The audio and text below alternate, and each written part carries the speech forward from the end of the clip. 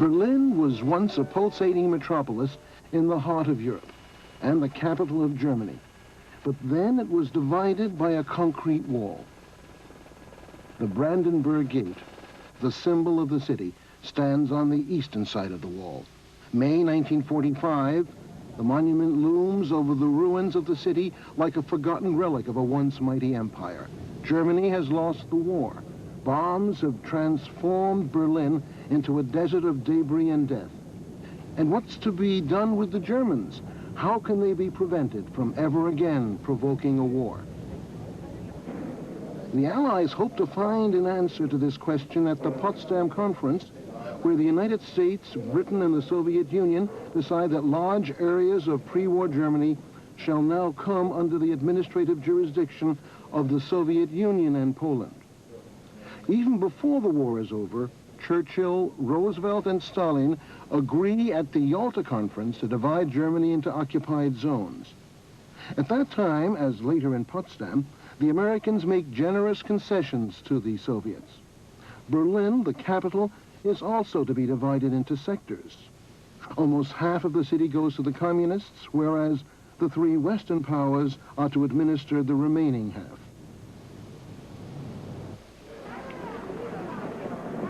Within the next few years, discontent in the Soviet sector gradually comes to a head.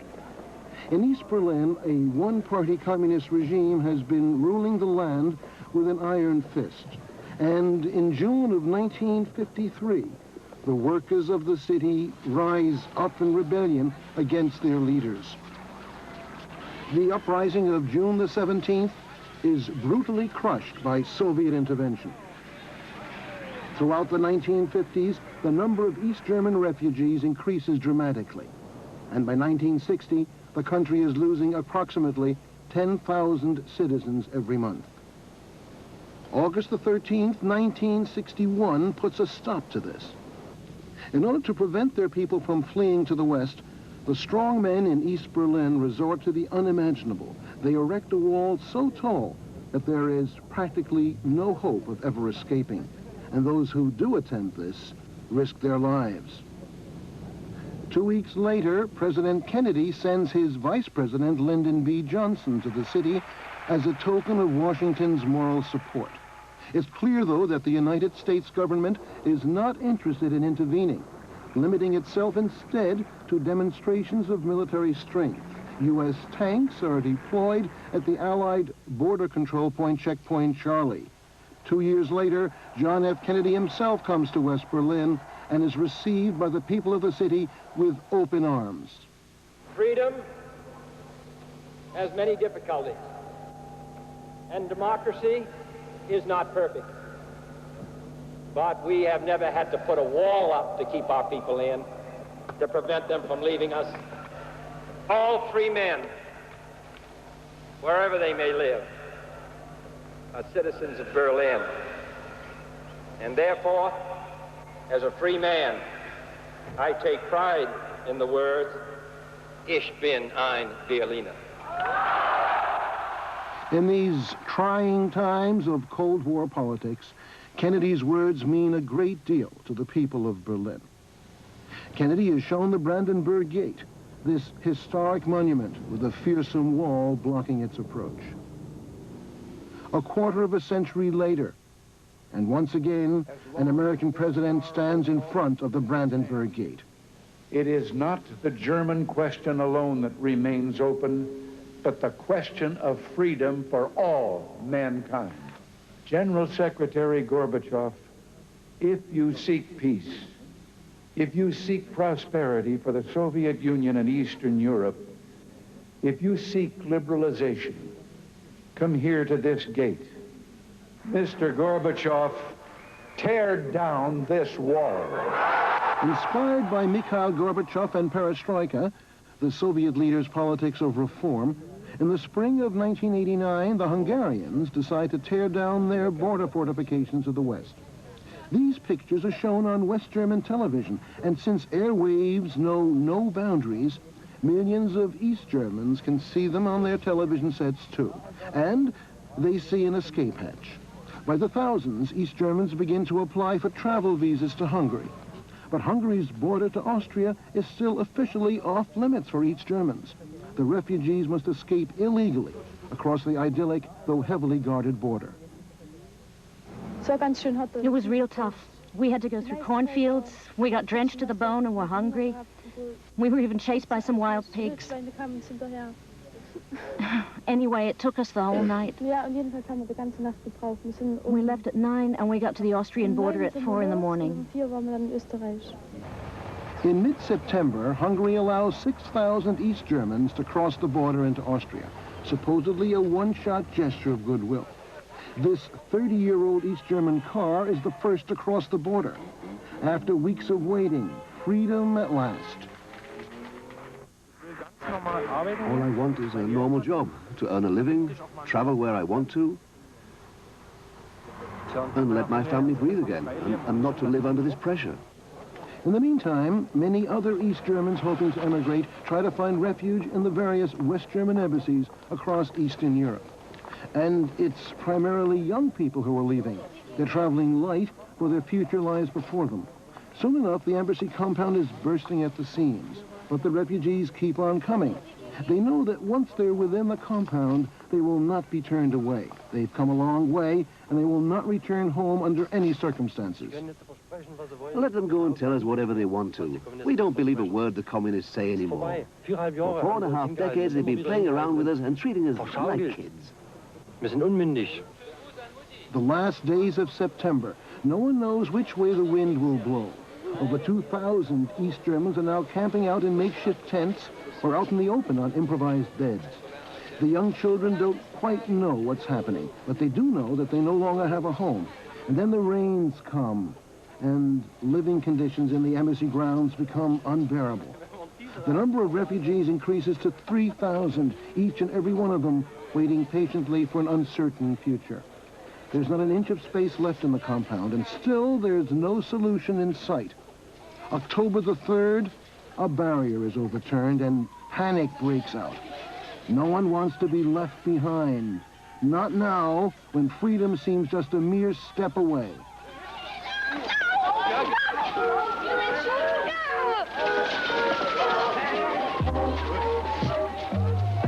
It's like a lighthouse keeper's beam. Oh, the mastiff carver of our dreams. Believes in desert streams. The mightiest of stars. The microcosm in a jar. Vast or small, they all revolve on home.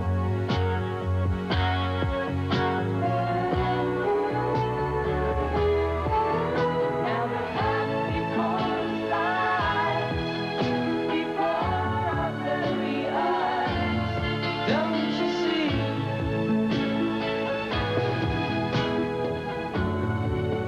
And it leads up to the gateway.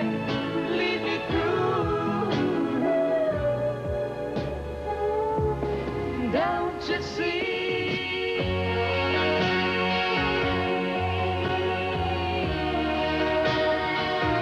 Let's come and take my hand, raise up your head, and fly your eyes for up ahead. I see. Oh, oh, oh, oh, yeah. A way of peace, a shining on me.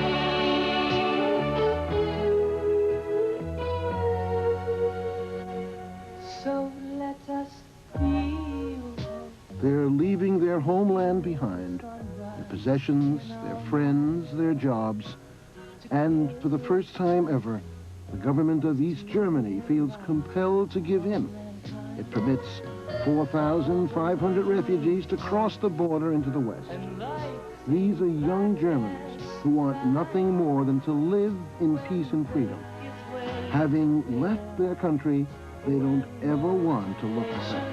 Disappears, all is lost if one abandons her.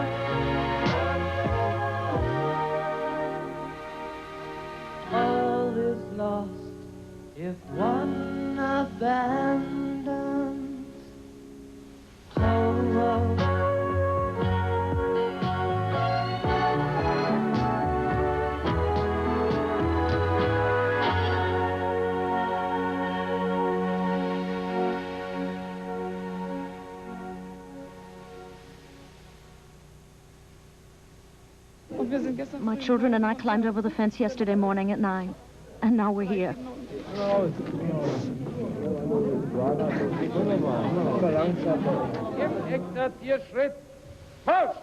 That very same week, the East German government is celebrating the country's 40th anniversary. East Berlin's big brother in Moscow has been invited to the festivities, but Mikhail Gorbachev sees through the pomp and circumstance. He knows that the aging communist rulers in East Germany are no longer capable of grasping his politics of reform. Speaking to journalists in East Berlin on October the 6th, he chooses not to evade the issue. In fact, his words sound like a clear call for change. Do you feel threatened by the situation in the GDR? No, I don't. It's nothing compared to our problems in Moscow.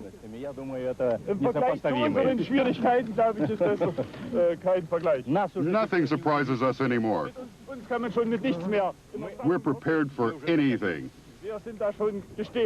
And we've learned a lot, too. For instance, how to initiate and carry out reform programs and how to defend our policies. I think danger threatens only those who cannot react to life's challenges. Unter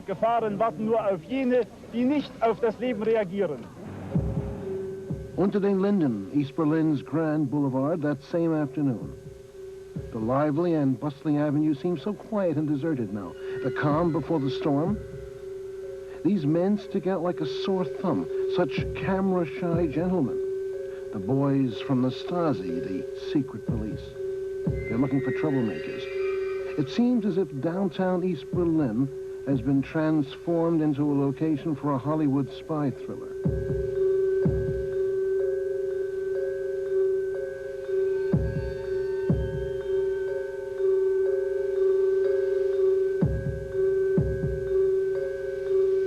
Or are we in Chile?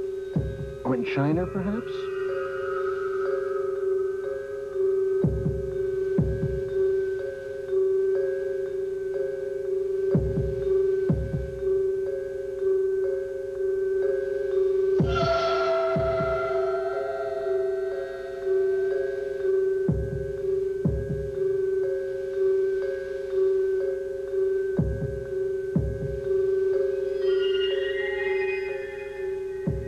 There are many arrests,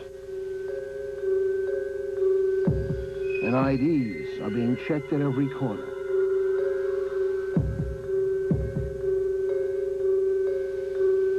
Unter den Linden, a few hours later,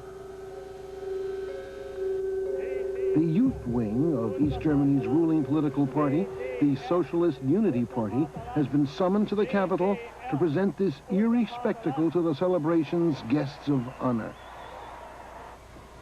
50 years ago, a torchlight procession like this one also made its solemn way down Unter den Linden. And those marchers also called themselves socialists, national socialists, Nazis. These young East Germans, however, are not marching of their own volition, and they do not idolize any of their leaders, certainly not Erich Honecker, the old and frail first secretary of the Socialist Unity Party, whose days are numbered now anyway. It almost seemed as if Gorbachev could hear the shouts of the people a few blocks away. "Gorby, Gorby," they cry out in unison. And then, no more violence. 3 days later in Leipzig, the number of protest marchers has increased from a few hundred to several thousand. The cries of join us," echo through every city street.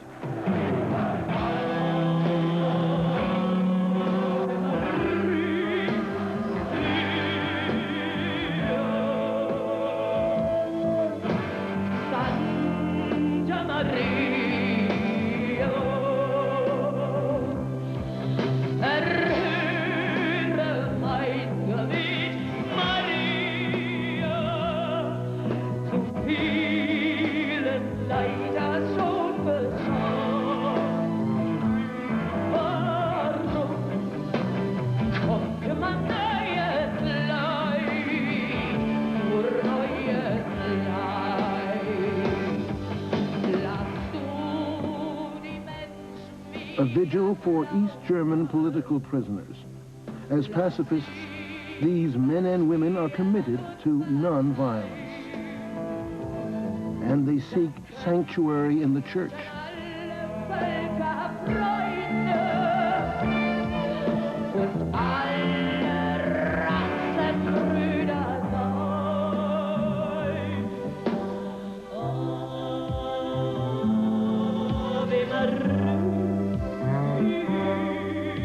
Here's an excerpt from a film about the opposition in East Germany.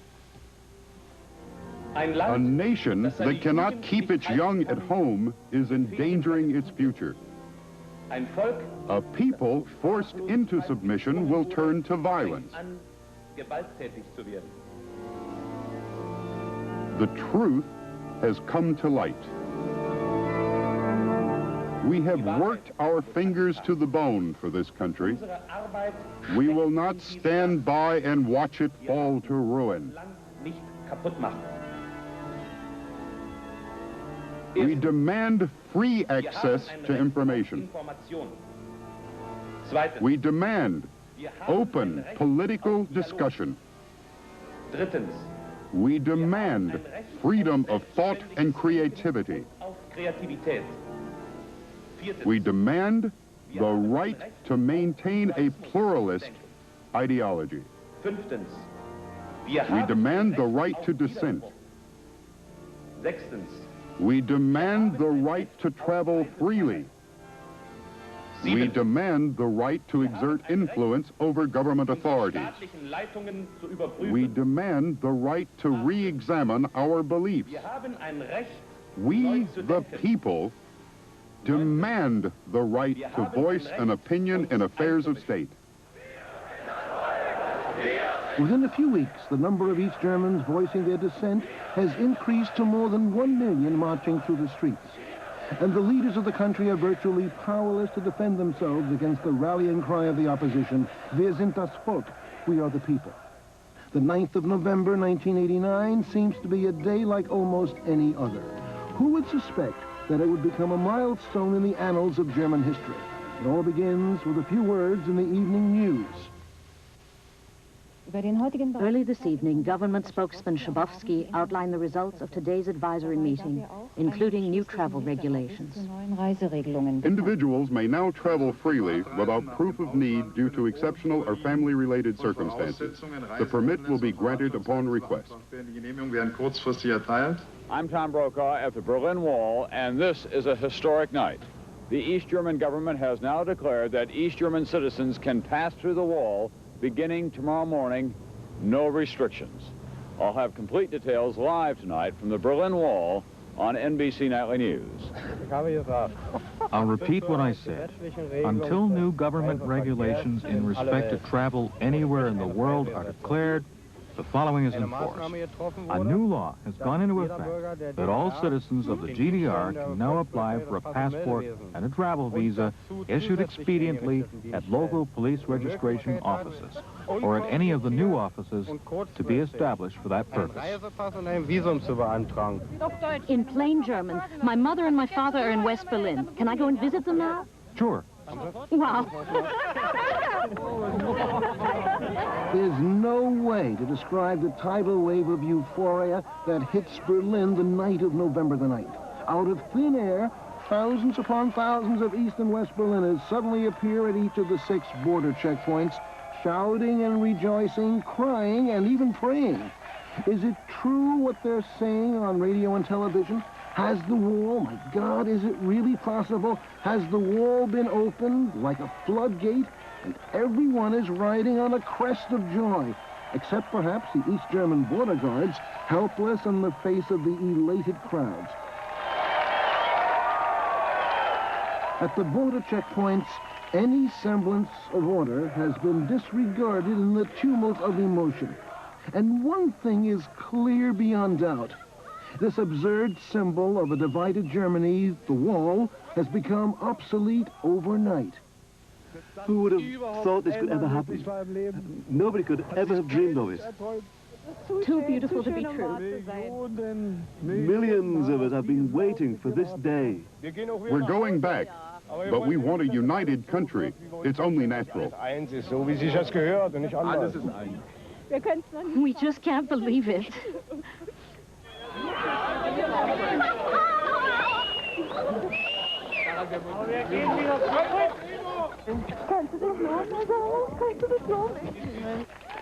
Berliners welcome Berliners to the center of their city with exuberant cheers of joy. One would think that the visitors sputtering along in their tiny air-polluting East German-made cars had just arrived from a far and distant planet rather than from just around the corner. The city has begun to celebrate its reunification. Elated beyond comprehension, West Berliners find themselves drumming on the tops of the snub-nosed two-stroke Trabants nicknamed Trabis. At this time of night, the center of town around the Kaiser Wilhelm Memorial Church is usually empty. But tonight, something extraordinary has happened. Though the thermometer has fallen below the freezing point, no one seems to feel the cold. These young East Berliners are seeing it all for the very first time. The shop windows, the neon lights, they're speechless, but for one single word: incredible. I'm definitely going back because I believe in my country. I just wanted to be part of the excitement and take a look at the city I've missed out on all these years. The years of humiliation are over. We're human beings again. We just go in and out whenever we want. Fantastic. It's a few minutes after 4 in the morning, and the city is still charged with energy. City maps printed in East Germany have always depicted West Berlin as a nondescript white blotch. And now, suddenly, a new world of streets with buildings above and a subway below is there to be explored. The first subway ride in the West, a moment of indescribable joy. It seems so ordinary, but it's a dream come true. No one who experienced the 9th of November will ever forget it.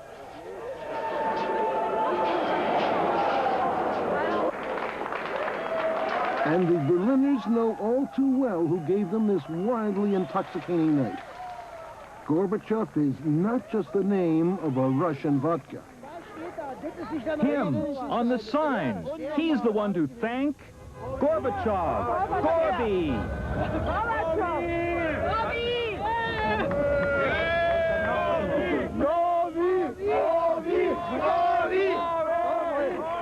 It's late, but NBC's Tom Brokaw is still standing out at the Brandenburg Gate.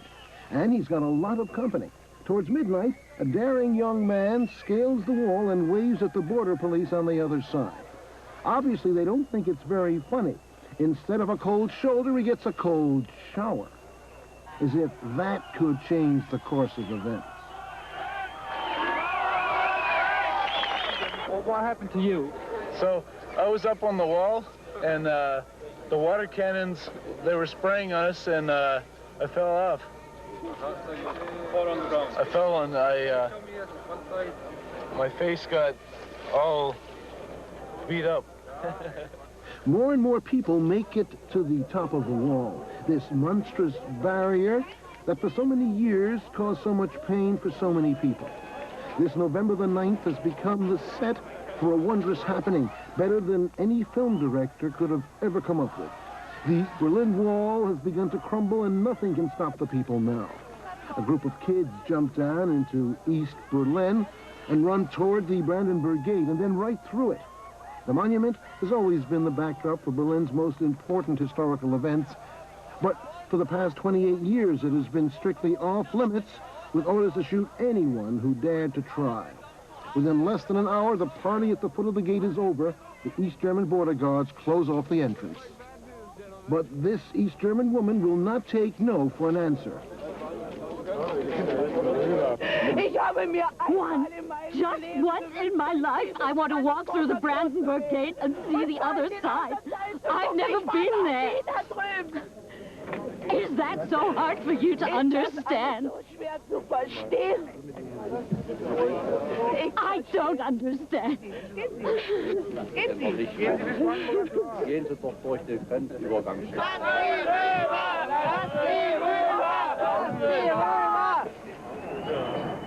This cold November night has indeed given birth to a topsy-turvy world. An East German border guard walks arm in arm with this woman, taking her through the Brandenburg Gate. The area around the gate, just the night before a dangerous no man's land, has now become the site of a huge party. Several hours later, the wall has been transformed into a champagne bar. Or was it all just a dream? In the sober light of day, East Berlin early birds approach the border in their trobbies to see for themselves if all this is really true. And believe it or not, they're in the West before they know what happened to them. Soon a massive sea of bodies squeezes its way through the narrow checkpoints heading west, and the East German guards are forced to drop all border formalities. There are just too many people. Long lines have already begun to form in front of West Berlin's banks, where East Berliners are being handed out their so-called welcome money. The East German mark has virtually no buying power in the West. These East Berliners are entitled to 100 West German marks, approximately $55 US from the government. This is a mere drop in the bucket, but for the people of East Germany, the so-called socialist state workers and farmers, where simple products like oranges and bananas are luxury items, this welcome money is a passport, a shopping paradise of the Western world. Early Friday night, the city is running to the back of traffic. More than 300,000 people flock to downtown West Berlin, and this is done at full capacity.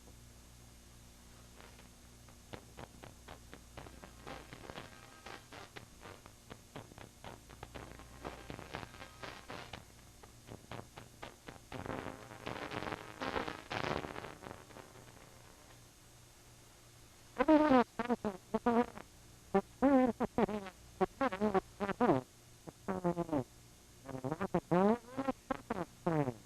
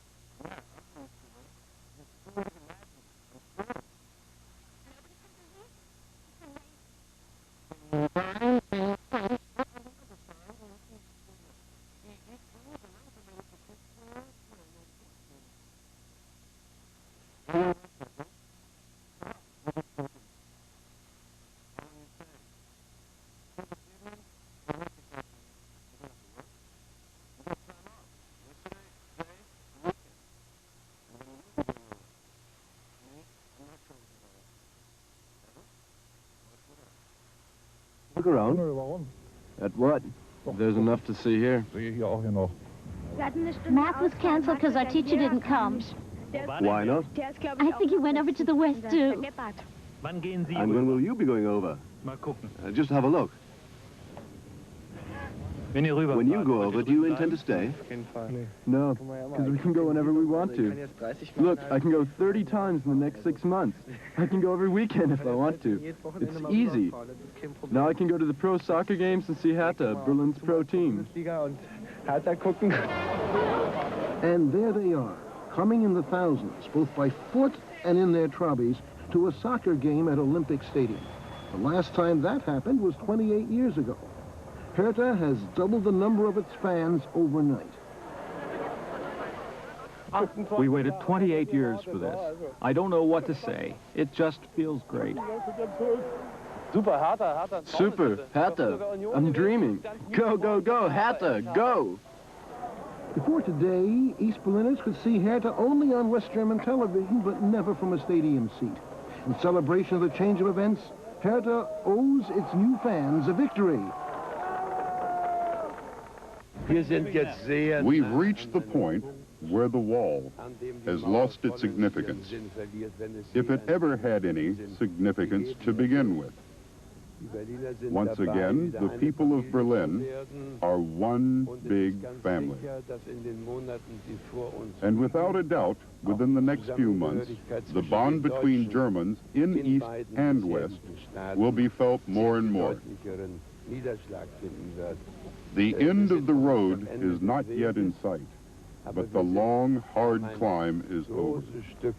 And that's why this is such a joyous day. The happiest people among us, of course, are the families that were reunited last night and today after long and trying years of separation. All I can say is welcome, welcome, welcome. I just can't believe how happy I am. Just last Christmas, my children and I stood out in front of the border with candles, just thinking about everything.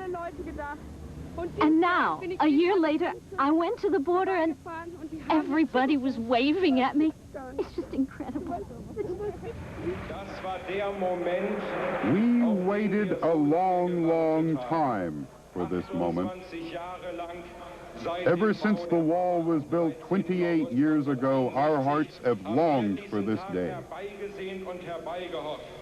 Today, we Germans are the happiest people on earth.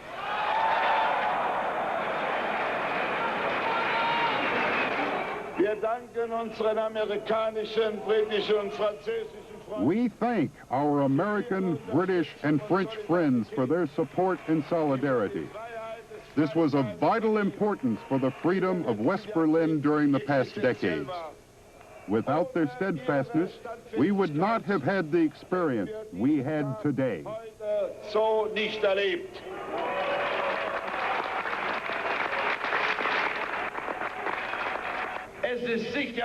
It's a given fact that East Germany will never again be what it once was.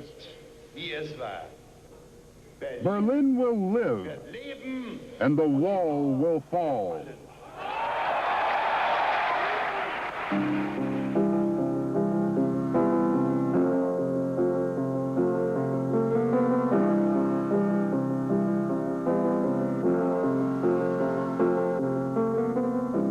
Imagine there's no heaven. Sees if you try. No hell below us.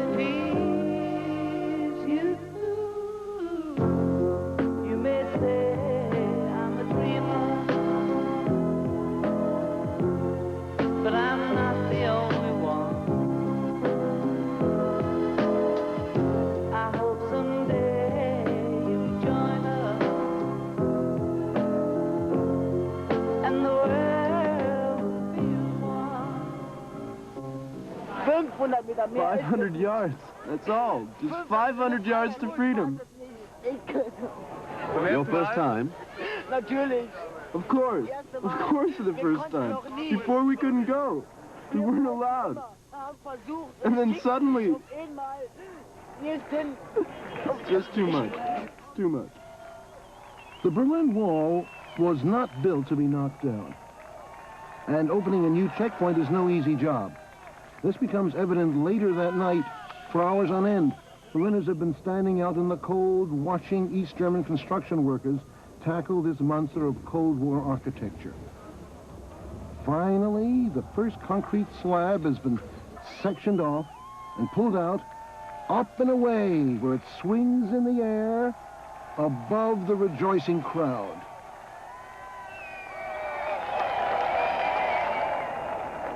These pictures, like those depicting the erection of the wall on August the 13th, 1961, will find their way into film archives the world over. Can we learn from history? Perhaps. More than 70 people lost their lives attempting to escape over the wall. Thousands were arrested and imprisoned. But the grief the wall has caused to so many millions of people cannot be measured in numbers. Potsdamer Platz, once the busiest crossroad in all of Europe and the heart of the bustling German capital, was reduced for the past 28 years to a no-man's land of trenches and automatic mine devices.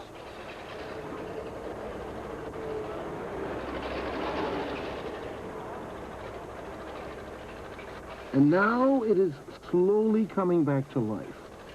Within a few hours, the construction workers managed to set up a checkpoint at Potsdamer Platz. We talked to one of the very few people who aren't happy that the wall has been opened up. A construction supervisor. Does it bother you that it had to be done so fast? Personally, it does. It caught us off guard and it's physically exhausting. It's different for us than for everyone else who can just go and enjoy it right away. Anyway, that's how I see it. It's the greatest thing that ever happened to me. It's beyond belief. The wall has given so many families so much grief. There's no way to describe our feelings. May I say something? I'd like to ask who's paying us back for keeping us behind a wall for 28 years, and for the 70 people who died here. That's what I'd like to ask my government. Of course we had to pay for it. Just think we could have accomplished without all that. A free concert on the occasion of the opening of Potsdamer Platz is held right next door in West Berlin's Philharmonic Hall. Daniel Barenboim conducts Beethoven's 7th Symphony for the visitors from East Berlin.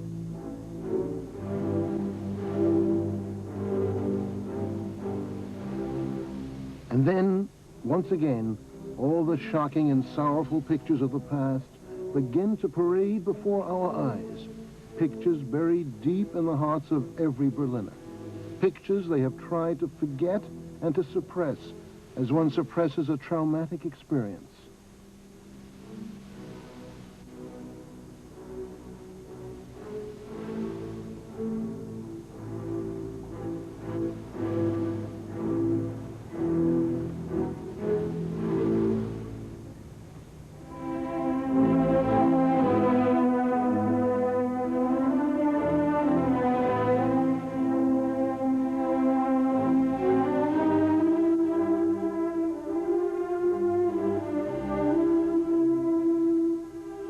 They relive those terrible days, standing by paralyzed and speechless with horror as the wall goes up. They relive their helplessness, their powerlessness.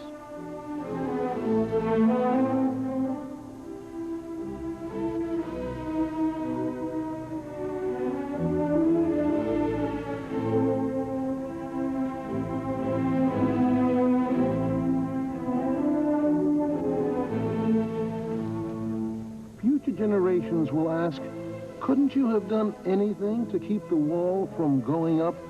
But what?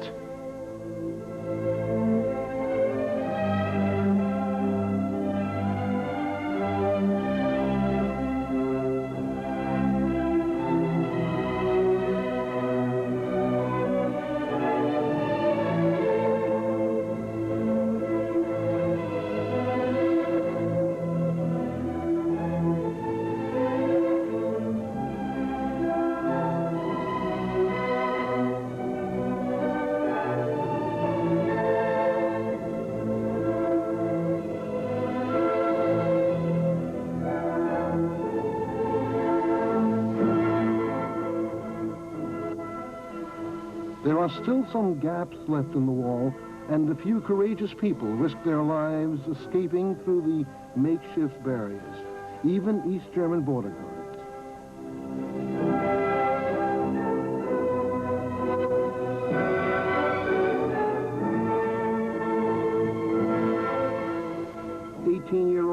Peter Fechter is shot trying to escape and left to bleed to death at the foot of the wall.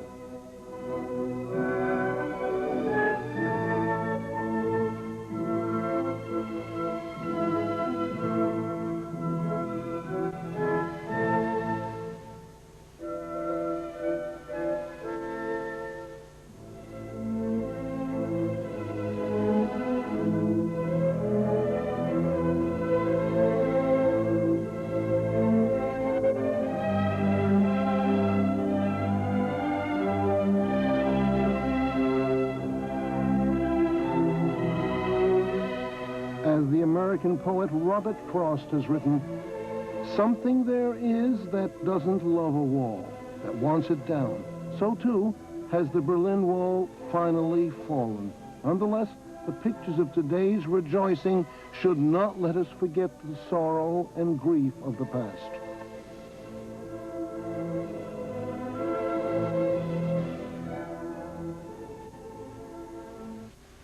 Today, the border guards have exchanged their binoculars for pocket cameras.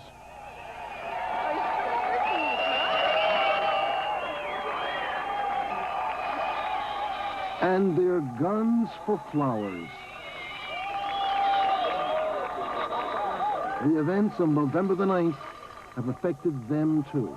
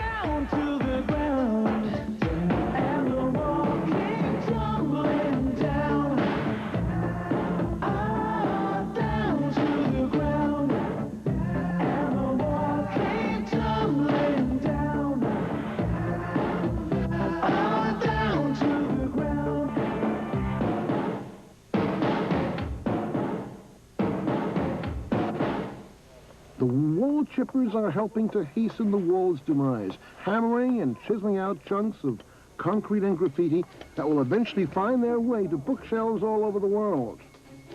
The wall has fallen, but the Brandenburg Gate is still locked tight. Camera crews from the world over have been waiting impatiently for that day of days when the gate is finally opened.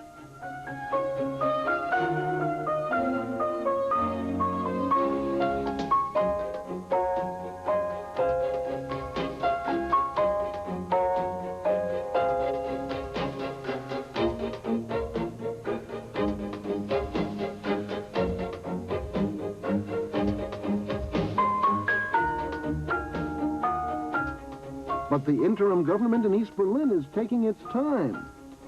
Finally, after weeks of waiting, the international press receives the news. The Brandenburg Gate will be open by Christmas.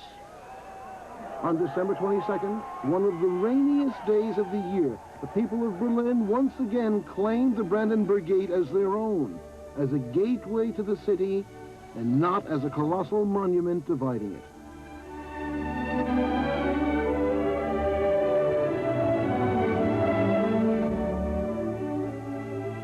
And as if that weren't enough, the city receives another gift, Schiller's Ode to Joy, put to music by Beethoven more than 160 years ago and conducted by none other than Leonard Bernstein.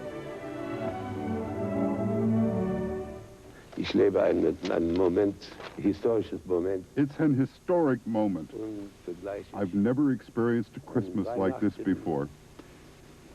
It's the most unforgettable moment in my long, long, long life.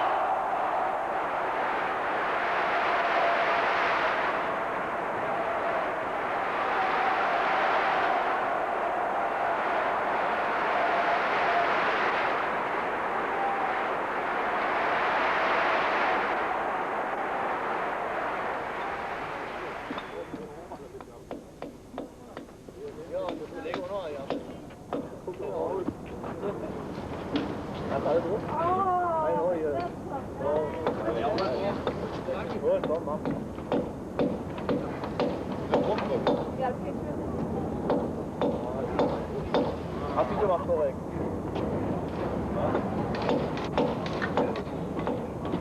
Sind da noch keine geführt? Bitte? Bilder nehmen wir noch keine.